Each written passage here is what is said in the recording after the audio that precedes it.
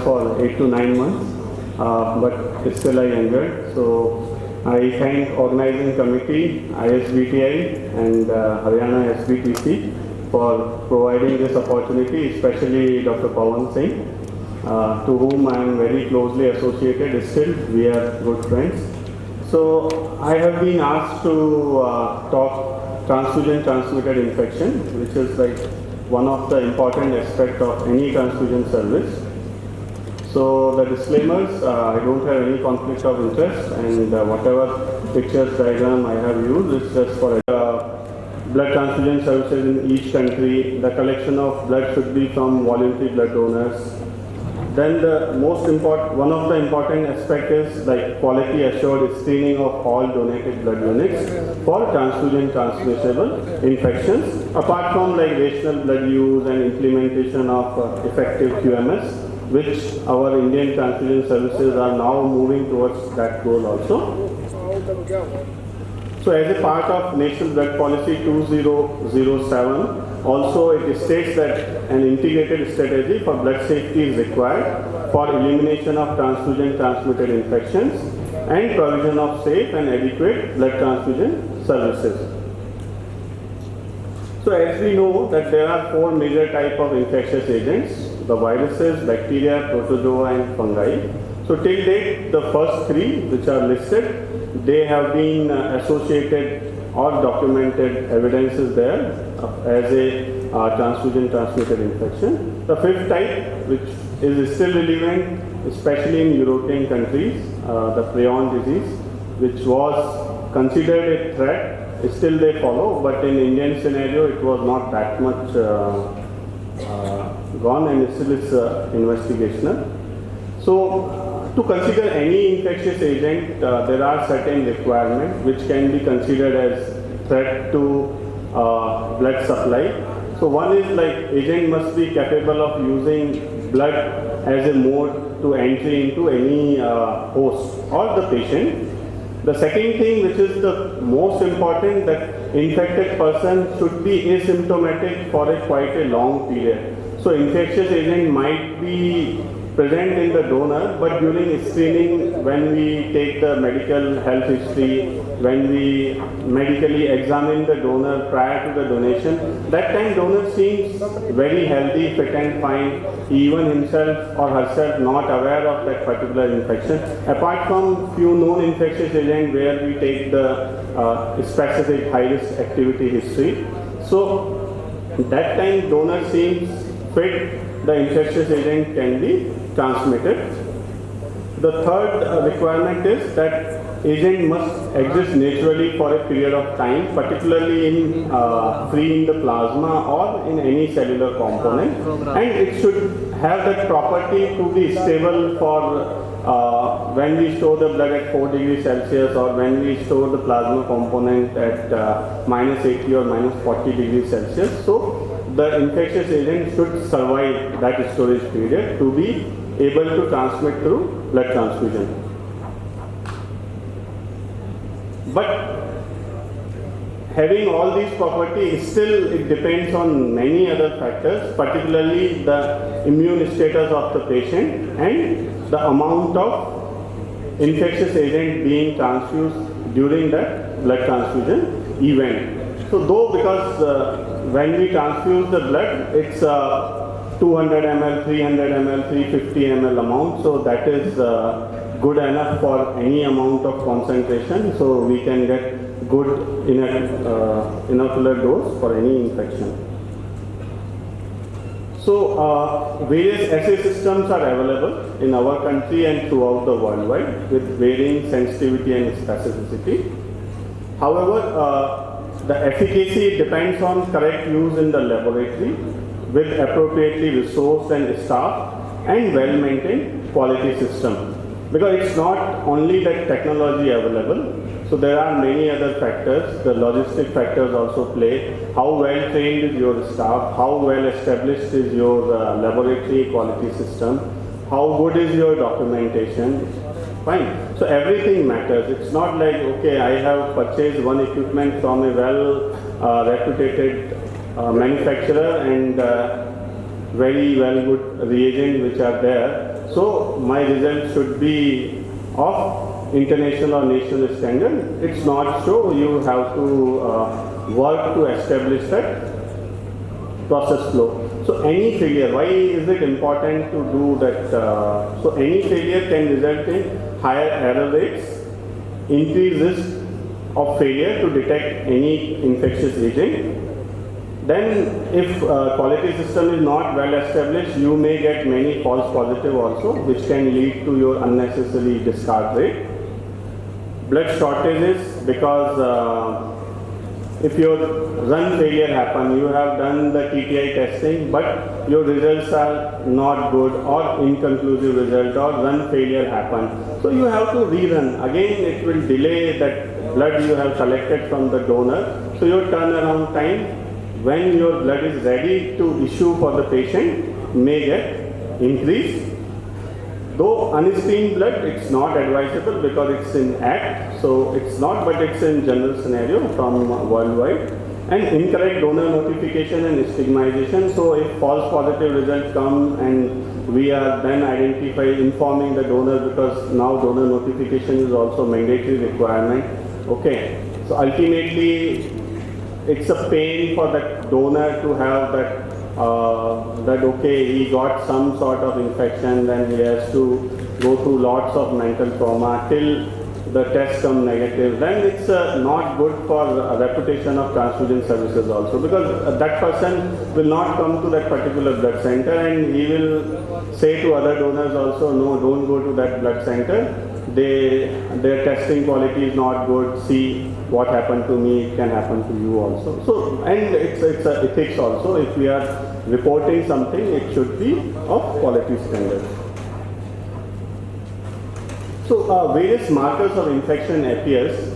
We all know from our undergraduate levels, we see that each infectious agent follow a natural course of infection, where at particular time or within a time frame, one particular marker appears in the bloodstream or various other, because we are talking about main for TTI, okay, or in any tissue. So each TTI or any infectious agent will have window period. It may vary from infectious agent to infectious agent. So there can be ranging from few days to month, and that too depend on the infectious agent, what screening marker we are using. Okay, so if we are using antibody, which we usually do for infectious markers in ELISA testing and all, so the window period is more. When we shift to more sensitive technique like nucleic acid based technique, our window period gets reduced. So the screening assay which we are using, that also decide our window period. And then the technology employed, that also depend on sensitivity. It starts from the rapid card, though it is not advisable, but move on to ELISA, then chemiluminescence. So each technology also will have different window period. So during this period, as we know, we cannot pick up that particular infectious marker, and transfusion event can lead to TTI development. So the strategy can be it can be the single technology, it can be combination of various technology like higher centers, the tertiary care center in both government organization and the private healthcare organization. They have opted for serology based added with nucleic acid based soap, which is providing additional layer of safety and minimizing TTI risk. So how does it differ? This question comes to basic anytime when someone enter into the transfusion services or work in blood center. You often get that, how different is this? The testing is being done in microbiology also, testing is being done in blood bank also, systems are same, equipment are same. So there is just basic fundamental requirement difference, because population what we are targeting is the blood donor, which seemingly if selected properly with proper SOP of donor selection, it's a less high risk population where we expect that the positivity rate would be less than the patient population. So it's a healthy population, where we see the patient or general public when we do mass screening for anything for particularly epidemiological purpose, where we have to move in the population, we cannot carry the sophisticated equipment. So there we do testing with point of care equipments.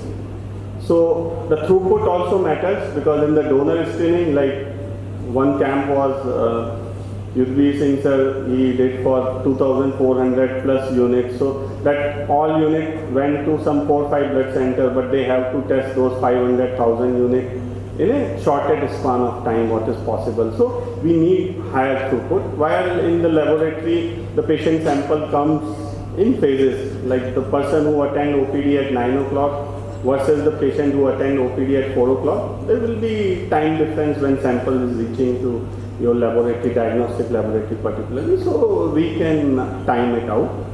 So usually in the blood banks or blood center, we expect turnaround time less than 8 hours. So it should finish, may vary. If you have fully automated system which is running throughout 24 hours 7, or number of equipments are more, your turnaround time might be less also, maybe 1 hour. And sensitivity, very high required, because we get, okay, false positive is still acceptable up to certain extent, not to that. And downstream application of tested material, yeah, definitely, because that product which we are going to split into at least 2 or 3, because now the era of component therapy. So one single miss for any detection of infectious agent has potential to infect 2 or 3 patients down the line. Okay, then their family context, suppose it is some sort of HIV or hepatitis B or hepatitis C. Okay, so person get that transfusion, go to the home, then the close family member come into the contact, and the whole family may have at the risk for getting that particular infection. So this is some sort of unique requirement for our TTI screening. So main assay, as we know, enzyme immunoassays like ELISA, the similar principle where the chemiluminescence comes into the picture. Then heme agglutination assays, particularly for like syphilis and all we are using. And the rapid assay, which is not advisable, and the highest safety which can be provided.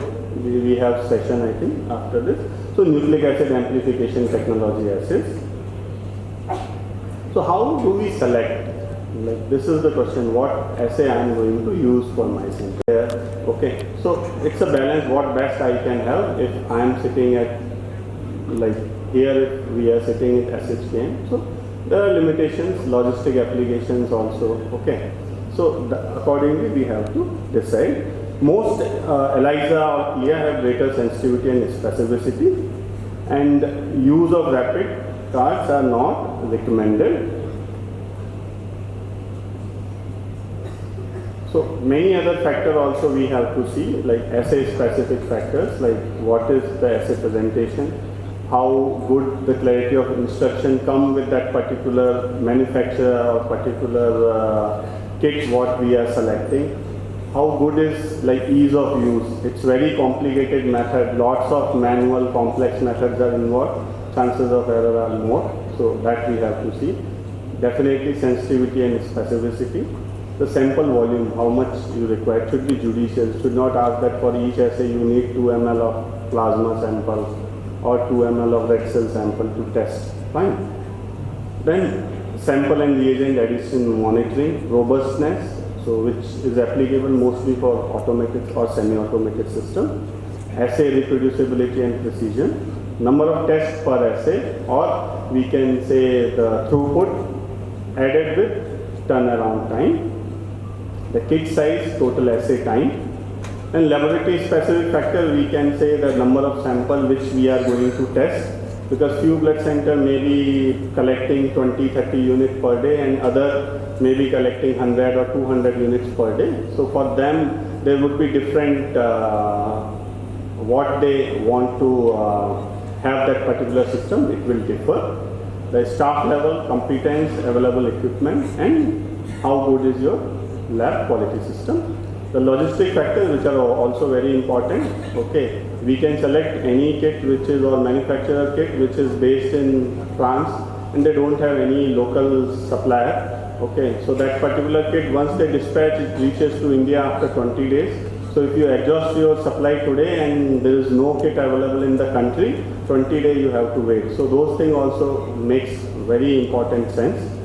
The price in Indian scenario or in any Southeast Asia, we are resource constrained. So we have to see cost benefit ratio at the beginning. We cannot waste, whether we are in government sector or private sector, ultimately money goes from a general public pocket directly or indirectly. So think from that point, let's all our money which we are going to spend. Procurement system, availability, reliability, shelf life, infrastructure, technical support, troubleshoot and equipment maintenance. So there are like first generation, second generation, third generation, fourth generation. I'll cut short. So with each, like first generation was viral lysate or whole virus was being used, and antigen. Then third generation recombinant, and fourth generation came antigen antibody combination. So with each generation, the window period got reduced. So I have taken the example of HIV. So till now with from the first generation, if we see to nucleic acid, we got reduced of almost nearly 56 days of window period reduction, which is now come about 9 to 11 days if we are doing nucleic acid amplification. So TKI testing in India, we all know that we have HIV, where we commonly test for anti-HIV. HIV P24 has come in the fourth generation, where we have combination of antigen antibody, and HIV RNA, which is being done at tertiary level. Still it is not mandatory. So there are platforms. Similarly for HBV, hepatitis B virus, we are starting with HPSAG serology. Anti-HBC is plus or minus. It's not recommended where high prevalence of antibodies are there, which usually indicate the previous resolving infections. So if we start testing, almost 30% of our blood unit, I think Hari sir has done one pilot project where 30% of donors were having, so we can have an official discussion during lunchtime with him. And then again nucleic acid. HCV, again anti-HCV which is being tested by ELISA or CLIA. HCV antigen are not recommended. Only it is recommended in the combination, fourth generation, and HCV RNA. Bacteria we are testing Treponema pallidum for syphilis. So usually we do most of the time antibody to lipoidal antigens, that is in the form of VDRF or RPR. But the specific assay for confirmation are particular agglutination, PPHA, Treponema pallidum gene agglutination assay, and enzyme immunoassays. And malaria, microscopy, thick smear was being prepared, but now we have moved to ELISA or CLIA-based system also. Antibody is not recommended. It has been removed by BCGI long back. So now antigen detection is being performed. So what is the strategy, how we go about when we perform any TTI screening? So when we perform initial screening assay, it may come non-reactive, so where our decision is we can release the blood and blood component for clinical use and donor is accepted for future donation. The second scenario can be where donor comes initial reactive, sorry for typographical error. Then option 1, it is as per WHO, but in India we follow the option 1 only. There is no question of as of now legally for option 2. So where we have to discard related blood component immediately. Option 2 says where we have effective quality management system, we can repeat the test in duplicate with the same sample, same assay. If it comes negative in both repeats, no confirmatory testing is required. And here you see arrow is rotating, that means it's dicey. We are not following this. So we don't use that blood unit. Once it comes positive in the initial assay, it has to be discarded. Maybe future, because one of the major reason is like recently we surpassed China. Okay, we are now the largest country, largest population in world, and our younger population still stands quite large. So for quite a long time we won't be short of eligible donor population. But in Western countries and all where the age is more and the younger population is declining, they have to think now to make their eligible donor population more. So the donor re-entry process is established. So confirmatory testing may give confirm negative, may be inconclusive, and may be confirm positive. So accordingly we can inform the donor and defer or accept further. So quality framework for TTI. So we do screening. So sample ID, then whatever we map through plate ID or consumable ID, then result come. We do the quarantine of discarded units, quarantine for reactive unit and discard them, and then final the release happen. So the requirement for this quality it starts with the sample preparation, then in-process control. So sample addition monitor, color-coded reagent, incubation and wash control, because these steps are involved in ELISA or CLIA. Then plate validation, go, no-go controls, cut-off decisions, validating correct retrieval of initial reactive, secure repeat testing, documentation and sample archives. The contributory quality input is training and competency assessment, assay evaluation, validation and lot release testing. The equipment validation, change control and log, error and incident log and documentation. So this is the basic framework for QMS and TTI testing.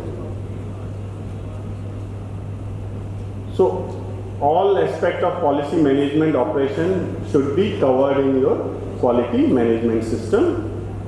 There should be standards which are defined. So at national level we have defined a standard. We have to follow accordingly and perform the test. The staff member, their individual jobs, descriptions, appropriate training and periodic assessment should be a regular task. The infrastructure and facility should be appropriate for screening activities so that you can proceed in a logical sequence. The vendor contracts, they should be specifically written for all critical externally supplied goods and even services. Your machine gets down and service engineer comes after 2 days, we have to think, because 2 days you can't wait in a blood center that it can run without that particular equipment. Assays are evaluated and validated for blood screening. The equipments are validated, their calibration should be there. So when it gets installed, that time IQ, OQ, PQ, those should be there, and then regular calibration and monitoring. SOPs, as Saluja sir emphasized, there were no SOP when sir started working. Now we have established framework. Sir book can be guidance, so it should be available in your requirement, according to your requirement. The labeling, which is quite important. So once the labeling error, as Dr. Gopal has emphasized, this is the major issue for any error in transfusion services. Then documentation system should be well maintained. And the storage, once we receive the kit, that time how was the cold chain maintained during transportation, and after that when we store in our blood center, all consumable and our tested untested product, it should be in well controlled. The quarantine, once the units which are inconclusive testing, pending for testing, or those which were reactive, there should be effective system to keep them under quarantine. Any errors and incident will happen. I always say, if someone say I don't make error, only two things possible. One thing, he is not working, or second thing, he is telling lie. It's not possible that if someone is working, won't make any mistake. Errors will happen. But this is not the fault. Fault is if you don't report, if you don't try to resolve what was the root cause and take the action, subsequent action to prevent that this thing doesn't happen. One thing is mistake, you repeat it, it becomes habit. So we don't want habits. Mistakes are acceptable, habits are not. So then we have to ensure that systems are in place. So the staff, patient, donor, all their work environment should be like that, so their health and safety can be ensured. The quality system, once we place, it's not the end. We have to monitor for its performance. Audits should happen. and whatever the risk anomalies, the potential threat, risk analysis should happen and we have to address. So that is in general principle applicable to any quality management system. Based on that, we can devise an effective quality management system for TTI. The last final slide, just 2 minutes, risk assessment and risk control for threatening infectious agent. So like we had COVID, no one knows whether it can be transmitted through blood transfusion or not. In the beginning, there were lots of misconceptions. So whenever there is any hazard is identified which has the potential to be transmitted by blood transfusion, so the first need is risk characterization. So what disease this infectious agent is going to do when it is transmitted to the patient. Then what will be the consequences? It's not like if it gets transmitted and remains silent, nothing it is going to do, okay, no clinical disease, no long-term manifestation, then we are not worried that much. And which are the epidemiological risk factors in the donor, which we have to identify, because the testing and all may take some time, but we can work on the donor. So that's what we started in the initial days for COVID screening, that COVID questionnaire we added to our donor history questionnaire as a supplemented or included in that. So we can exclude those donors as of now from the blood supply. Then risk measurement, how prevalent that infectious agent is there in the donor. The efficacy of transfusion route, okay. So how good it can transmit it. Then quantitation of health effects in the recipient, so mortality, loss of life expectancy and all. Projected efficacy of risk reduction measures and consequences of whatever measures we want to take, how effective it is going to be. So it is supplemented by research, laboratory research, it can be animal model or development of screening assay. Epidemiological research play a major part because the laboratory test and all, it takes time. So first we should have epidemiological data for that particular infectious agent, and then risk benefit analysis. So risk control, we can have achieve risk reduction by modifying our donor deferral policies, laboratory assays and recall of blood products if it is being released. Then risk communication, so message, it should go to the end user, which are our physicians, patients, even to the blood donor. We have to educate that, okay, if you had COVID in last 28 days, please don't come for blood donation, or you have to wait. That message should go, otherwise every time donor keep coming in. So this is one of the example, and definitely the society where we live. So thank you so much. These are the glimpse where I work, Nimhans. Very beautiful. Thank you.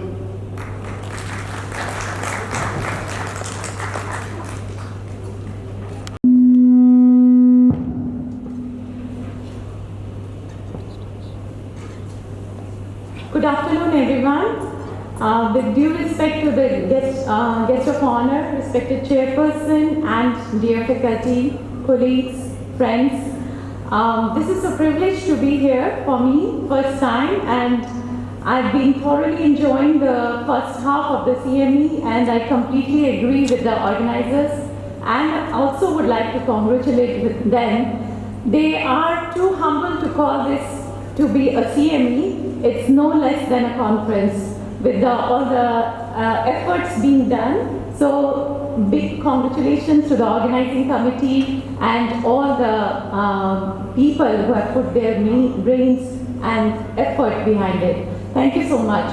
And I would like to give thanks to giving me a privilege to be here today, being part of this CME Plus workshop, and share a little bit of what I have learned in my journey of blood transfusion medicine. I would like to share, as the title is, the critical role of TTIs in blood services, and Dr. Kumawat we have been all inspired to become blood donors, motivators, very well by many of our speakers and chairperson and even guest of honor. Something which we all realize and we know that there is no alternative for blood, even till today. We have no other option but to have a blood donor to give voluntarily this blood transfusion which is an irreplaceable therapeutic modality, right? In WHO blood safety report, which was published in 2021, they reported that almost 120 million blood donations were made in 2018, which is huge, occurring in a year. And we saw in the morning with our first speaker, India also collecting more than 12 million, nearly 12 million units of whole blood annually, which is huge work all of us are doing here, and still having a shortfall of around 2.5 donations per 1,000 eligible persons. So we know that blood transfusion is important, it's irreplaceable, there is no alternative available. So with that, we know that PTI is also very critical in blood transfusion services. It's a life-saving therapeutic modality, but we need to make sure that it is safe for our recipients. And that's why all the blood services, they do a subjective standardized interview addressing the clinical and behavioral aspects of the donors. And that's the reason we call our donors as a very special healthy population, because we work hard to screen them and to get a very healthy donors into our systems. And not only that, we do spend a lot of time and energy to objective laboratory testing for many of the TTIs which have been mandated, which are known and recognized to be transfusion transmitted, such as hepatitis B, C, and HIV and syphilis. Depending upon the endemicity, we might be screening for malaria, we just now saw from Dr. Kumawat's presentation, and many other countries do screen for HTLV and Chagas. We also use different laboratory techniques which Dr. Kumawat elaborated upon. It could be serological, it could be molecular. What I would like to share briefly is this wonderful chart which was put together by Kleinman et al. In Transfusion in 2008. And this chart gives you a schematic depiction of infectivity, viremia, and the detection by molecular and serological assays. The color coding, if we just look at the color coding, the red curves, red graphs here, they show the pre-ID-NAT window period risk probability of transfusion transmissibility. The yellow portion of the chart in each of these three, it depicts depicting the detection being able to be picked up by the antigen assays. And the blue zone depicts the antibody detection, when seroconversion happens. So we all love these charts, they are beautiful and they tell us what could be the risk of TTI when we are using a particular assay or a particular technology. With the help of surface antigen as an example, I would like to draw some further conclusions from this chart that any assay I will use in my TTI screening will give me the same window period or same risk of probability of infection. We all know that surface antigen test, if we talk about as an example, the sensitivity of this test depends on the threshold of immunoassay. And this threshold is directly proportional to the diagnostic window period in early infection. Besides that, COVID has given us a lot of education and awareness. We all know that viruses tend to have genetic diversity. Hepatitis B is known for its genotypes A to J and various subtypes. But we know that the surface antigen assay has been standardized against genotype A, which is more common in US and European countries. But we know there is genetic diversity, and the common genotype present in India is genotype D. Another important aspect is the sensitivity to these viral variants. It comes out only when we are doing a quantitative assay, and it does not appear when we are using a qualitative assay, because the immunoassays, they get less sensitive when they are detecting these viral diversity at a low concentrations. So there are various factors which affect an assay and how it performs. And recognizing that, International Consortium of Blood Safety from New York and Germany, they performed a study, all the supplementary details they have needed available for all of us. I would like to draw your attention to some of the key findings which are highlighted in this publication. And to start with, I would refer to analytical sensitivity. As I just now mentioned, that when we are using a surface antigen assay, its detection limit is directly proportional to its detection capabilities. So they used the products which were available, around 70 of surface antigen tests, kits and devices, which includes 51 of enzyme immune assays, which includes also 6 of the chemiluminescence and various other electrochemiluminescence assays available. Besides that, 19 rapid devices. So if I walk through with you this chart, at the x-axis is the various HPSAG test kits from 1 to 70, and on y-axis it's the surface antigen sensitivity observed in international unit per ml. They have used 2 standards. One is PEI HBsAg standard subtype A, which is the we commonly call as WHO surface antigen standard. And they also prepared their own quantitative panel, which they call ICBS HBsAg quantitative panel. If we look at the chart, the black circle dots, they are representing the values obtained through the WHO standard. And if we just focus on them, we see that the most sensitive test assay kit has a sensitivity of around 0.021 international per ml, somewhere here. And if we move to the extreme of the chart, we see that the least sensitive surface antigen kit has a sensitivity of around 2.5 international unit per ml. This whole difference between the most sensitive and the least sensitive test assay kit, this is around more than 300-fold of difference. Interestingly, we see some of the enzyme immunoassays, they show analytical sensitivity which is quite equivalent to rapid tests. So we cannot just be assuming that enzyme immunoassays perform well, but on the other hand, some of the rapid tests have a better analytical sensitivity when they compare with some of the enzyme immunoassays. How does it translate when we talk about clinical practice? The analytical sensitivity is a feature of our assay, but what happens when I'm screening my donor? How does it make difference? So let's correlate this analytical sensitivity with the window period detection.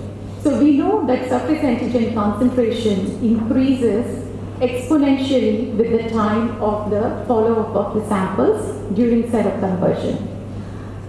Inversely, we can also say that the time needed for detection of surface antigen during seroconversion increases logarithmically with the detection limit of surface antigen.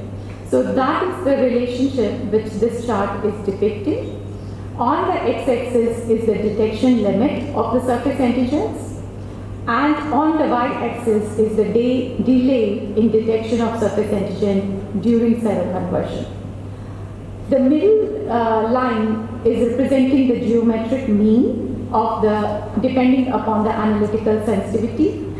I have summed up this chart in this table for your easy reference, and just to have a brief overview of how it impacts, the assay with a detection limit of 0.05 international per unit ml will show a window period delay of 3.5 days as a geometrical mean, which we can see somewhere here. And if we move to the extreme, an assay with a 4 international unit per ml analytical sensitivity will show a mean day delay of around 20 days. So you can imagine, just now I mentioned there is a 300-fold difference between the analytical sensitivity, which is actually mounting to a big, huge difference between their detection ability of a surface antigen reaction. So some of the key findings what this consortium concluded in this paper is that diagnostic efficacy of the evaluated 70 kits of these evaluated tests differed substantially. The sensitivity range between the most sensitive devices and the least sensitive assays was huge. Altogether, in general, we can say that enzyme immunoassays or the more advanced technologies such as chemiluminescence assays perform better than the rapid tests. However, as I pointed just with the analytical sensitivity, that there was a huge difference between different enzyme immunoassay kits, which mounted to be 200-fold difference between each of them. So with that background, I would like to take an opportunity and also share a little bit about our next generation HBsAg assay. Dr. Kumar talked about the various generations, first generation to fourth generation, and how each generation moving from Abbott transfusion medicine as next generation is HBsAg next generation qualitative assay. And as we are talking about the analytical sensitivity, I would like to share the analytical sensitivity improvements in this assay. And what you see here is various assays at the x-axis which have been compared with the WHO standard, which we just now saw in that previous publication.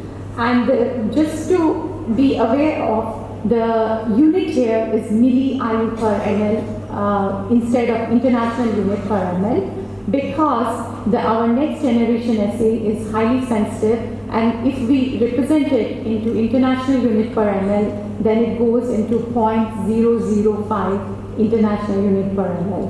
So just to make it easy for graphic representation, the data has been used as a milli international unit per ml. And you will notice that the next generation assay is showing at least 4-fold more sensitivity than the current HBsAg call assay, and 5 to 6-fold more sensitivity than the other assays which are available in the market. How does it impact our clinical practice? Definitely, we just now saw that it is directly related to the enhanced acute phase detection, and I would like to share it in the form of seroconversion panels. So just to share with you some examples of the seroconversion panels, you can see here there are 9 different seroconversion panels. To help you to understand this chart, the yellow arrows are represented by the HBsAg next assay. The blue arrows are representing the current HBsAg call to assay. And the red arrow is representing another competitive assay which is available in the market. So by default, if you notice in each of these seroconversion panels, the yellow arrow tends to be the longer as compared to the blue and red, which converts into two meanings that there is an earlier detection in every panel by HBsAg next generation. And of course, that means it detects more seroconversion panel members. So altogether, in these 9 seroconversion panels, HBsAg next was able to detect 69 member panels, which is equivalent to 60% of detection rate, as compared to the current qualitative 2 assay, which detects around 38%, and the other competitive assay somewhere around 35%. How does it convert into the reduced window period? For these 9 seroconversion panels, the HBsAg next is showing the window period of around 38.8 days as compared to the current qualitative assay, which is showing the window period of 52 days, and the other assay showing a window period of 54.2 days. I would like to draw your attention towards 2 seroconversion panels at the bottom of the screen here, the panel 6272 and the panel 11,000. You will notice there is a small bubble depicting the presence of antibodies against the surface antigen. So anti-HBs antibodies. These antibodies are present quite in the early phase of these panel members, indicating that these panels were actually vaccine breakthrough infections. So very important for us to take note that HPSAG Next was able to detect much earlier these vaccine breakthrough infections in these seroconversion panels as compared to the current assays. I would like to elaborate about vaccine breakthrough in few of my slides later. So, talked about the analytical sensitivity and its impact on detection of enhanced acute phase hepatitis B infection. I also mentioned that viruses tend to have genetic diversity, which impacts any assay performance. So I would like to share here the various genotypes, the known genotypes for hepatitis B. They are depicted here on the x-axis of both the charts from A to H, and they have been measured. The B chart shows WHO International Reference Panel in normal human plasma, and the A chart shows some of the native samples diluted in normal human plasma, representing various genotypes of hepatitis B. The top diamonds represent the HPSAG Next results in both the charts, and the second followed results are from HPSAG Call to Assay. By default, if you will notice, there is a huge gap in the detection levels, indicating that the surface antigen next generation is able to detect consistently all the genotypes in a much increased sensitivity as compared to the current assay. Moving on, we mentioned that not only the genetic diversity, genotype diversity of hepatitis B virus, there is also constant viral mutations which keeps happening in the globe. So to keep track of these viral mutations and to make sure that they are getting detected by the assays which are available for TTI screening, I would like to share some results of hepatitis B mutation detection sensitivity with a panel of 71 recombinant mutant panels and 95 native mutant panels.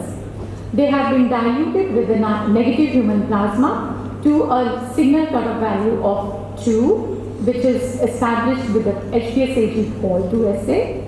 And all these samples, all these mutant panels, they at least contain one substitution or insertion of a determinant region. If we just concentrate on this table with the whole mutant panel of 168, we will notice that in comparison to HPSAG Call 2, HPSAG Next is able to have a 5 to 10-fold increased detection levels as compared to the Call 2 for all these viral mutations which has been tested against it.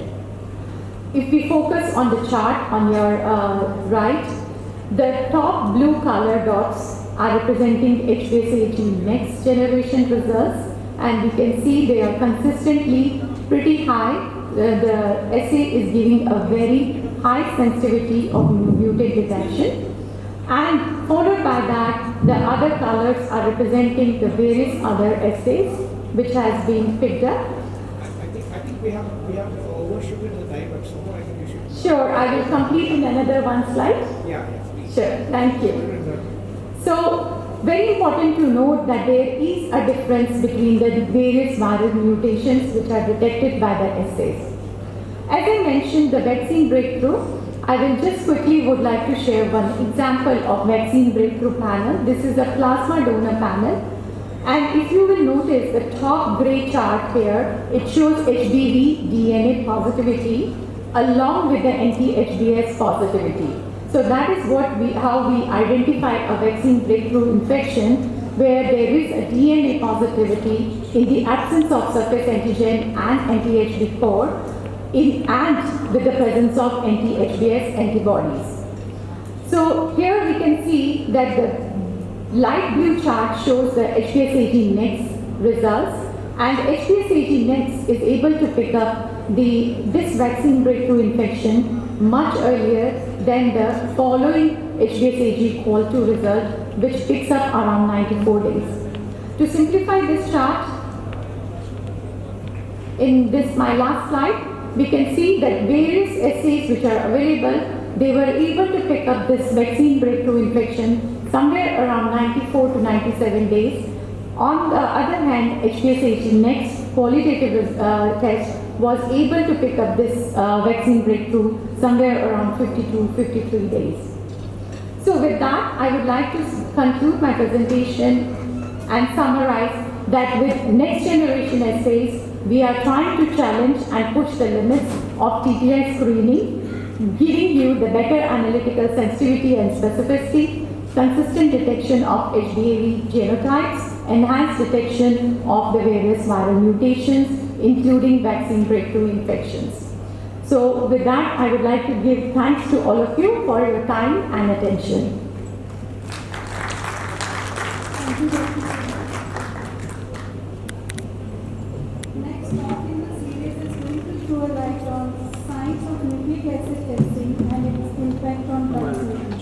For this, I would like to invite Chandika, PGI Chandika. May I request? Please speak to the time. Thank you.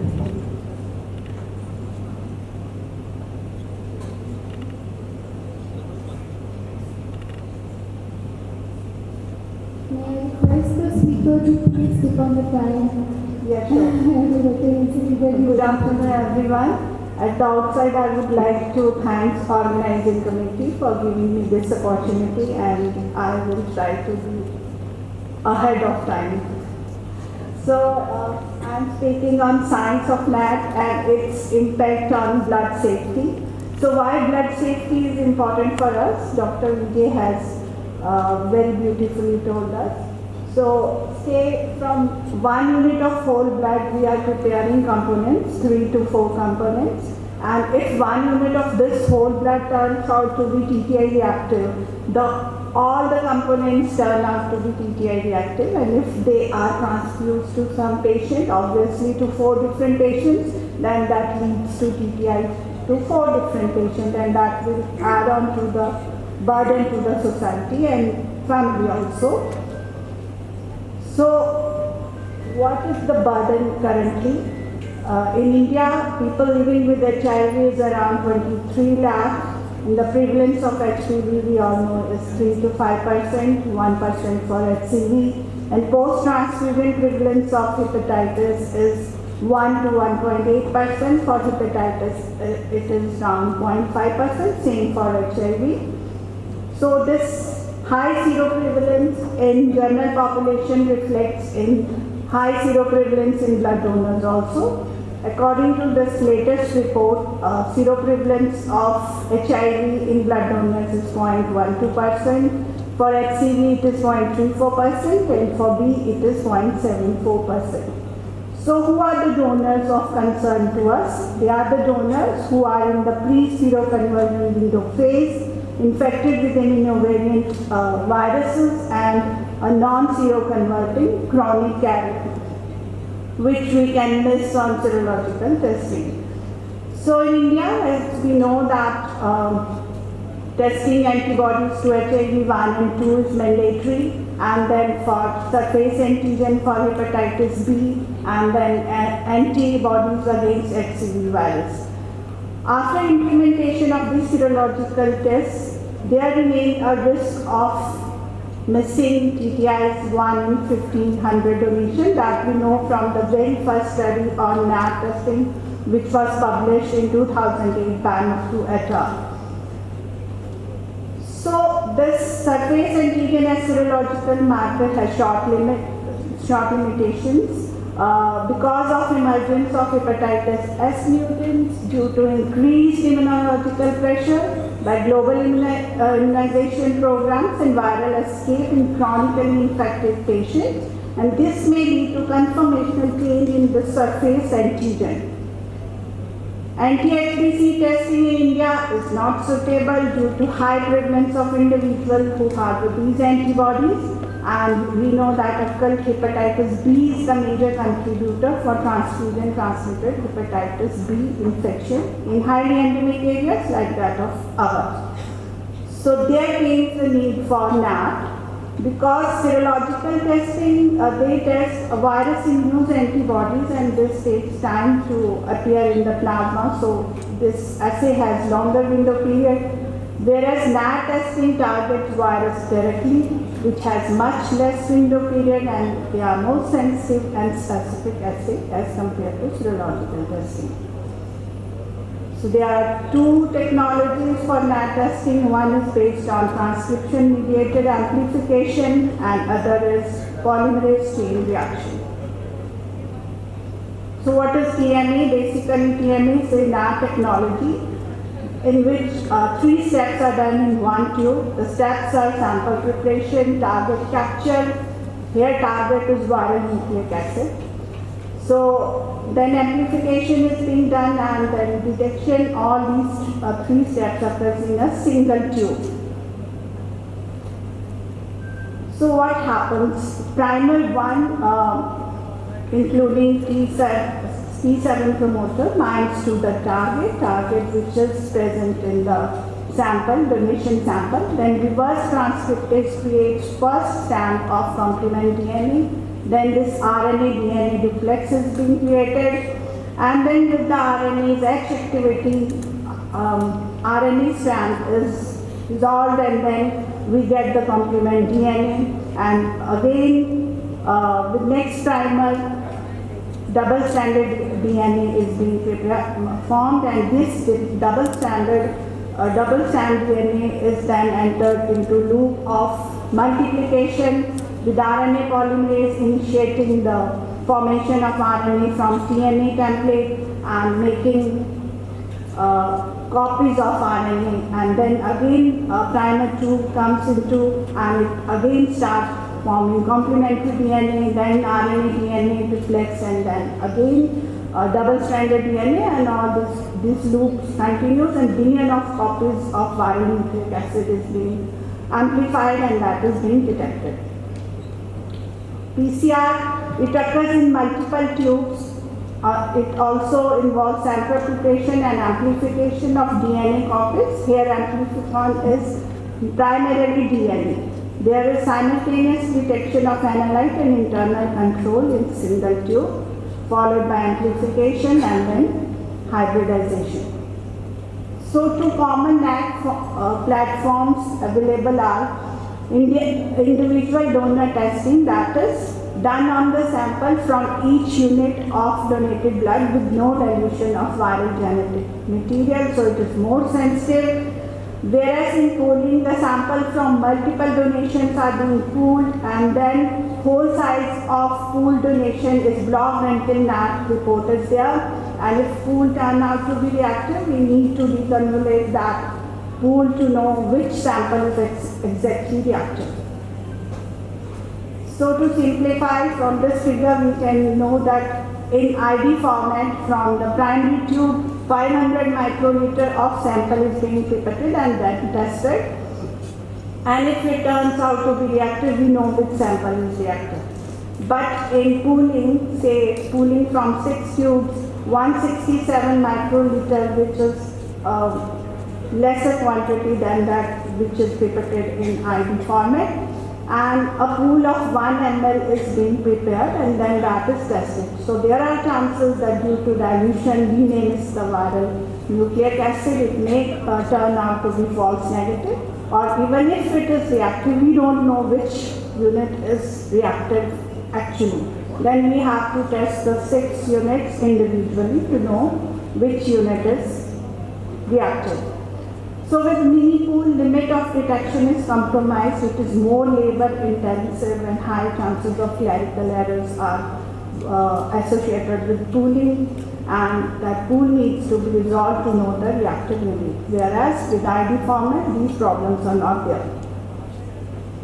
So analytic sensitivity of the format is very important, and that depends on the HBV NAT because of its long doubling time, which is 2.6 days, during which the viral count is generally low. and generally it is missed by the pooling. So ID-NAT format is better for detecting this HBV in when the viral count is very low. So comparing this analytic sensitivity, we know that ID format has 10 to 21 fold higher analytic sensitivity to detect all these viruses when compared with pooling. So coming up to the second part, what is the impact of NAT testing on blood safety? So NAT has helped us to detect infections in window period and occult infections much earlier than that of serology, with relative less concentration of viral material in the donations. It has helped us to decrease the window period of viruses of concern for HCV from 19 days to, for HIV1 from 19 days to 5 days, and for HCV it has come down to just 3 days, and for HPV it has come down to 15 days with ID format of the NAT testing. So NAT has also reduced the residual risk of these viruses in donor population. This is a study from Brazil where the residual risk of HPV virus was 1 in 1400 donations, which was reduced to 1 in 29,000 donations after implementation of NAT. Similarly, in UAE, the residual risk of all the 3 viruses are reduced after implementation of NAT. For HCV, it has reduced to almost nil after implementation of NAT testing. Spain also, the higher HBV residual risk was decreased to almost half, and for HCV, it came down to 1/3 of what there was previously without NAT. Japan also has similar experience where they said that 75 to 85% of their missed PPIs could have been interdicted if they would have done that in ID format of NAT testing. Similarly, in South Africa, they concluded that ID format of NAT is better testing to detect the infections when viral load is less. This is latest study from Mozambique where they could also interdict high NAT yield in their donor population. So we has also helped in detecting missing OVIs which were being missed with serology.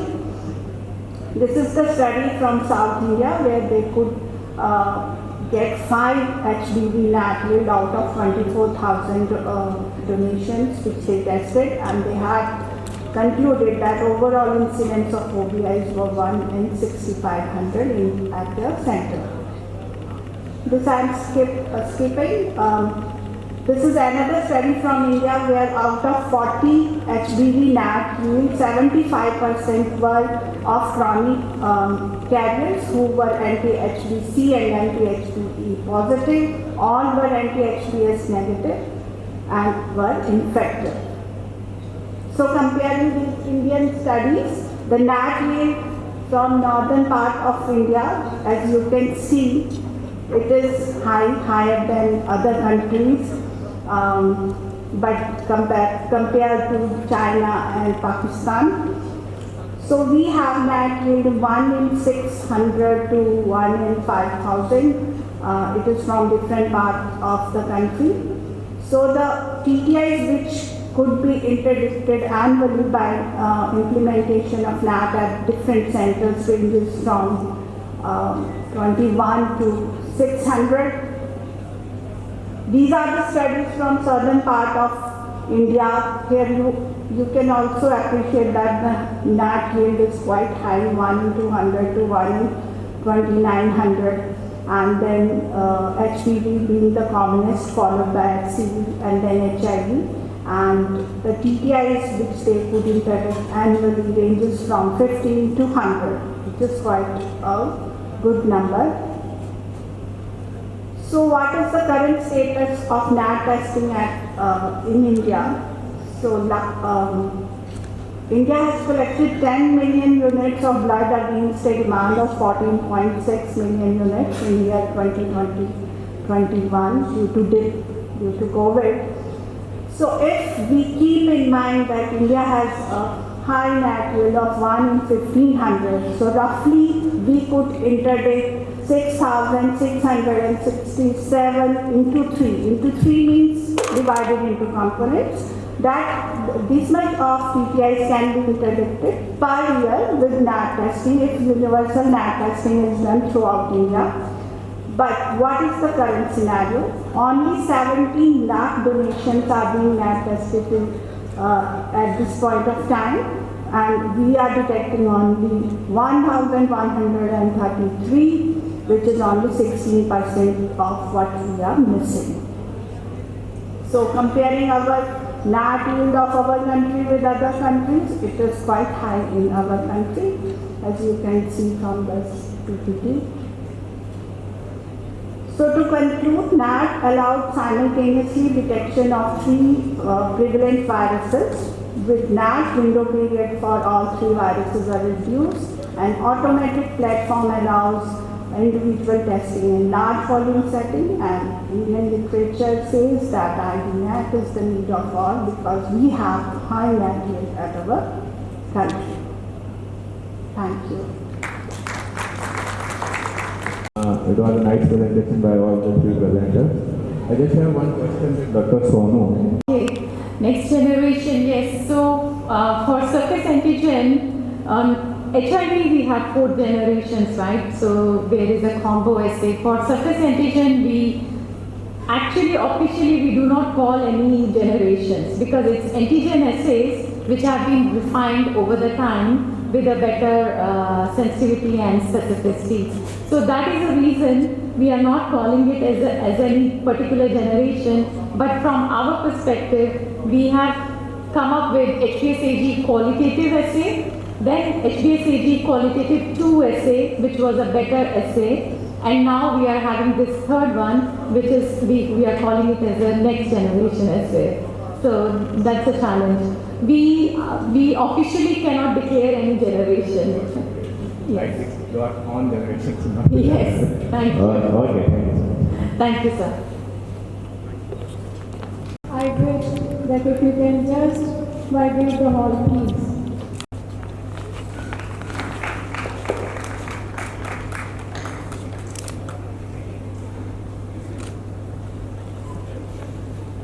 Next, I request Dr.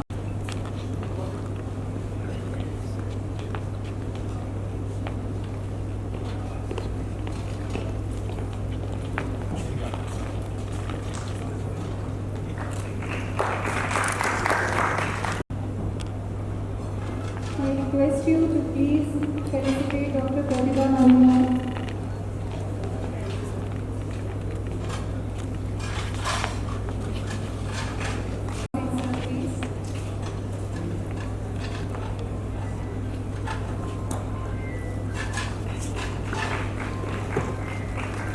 May I also request you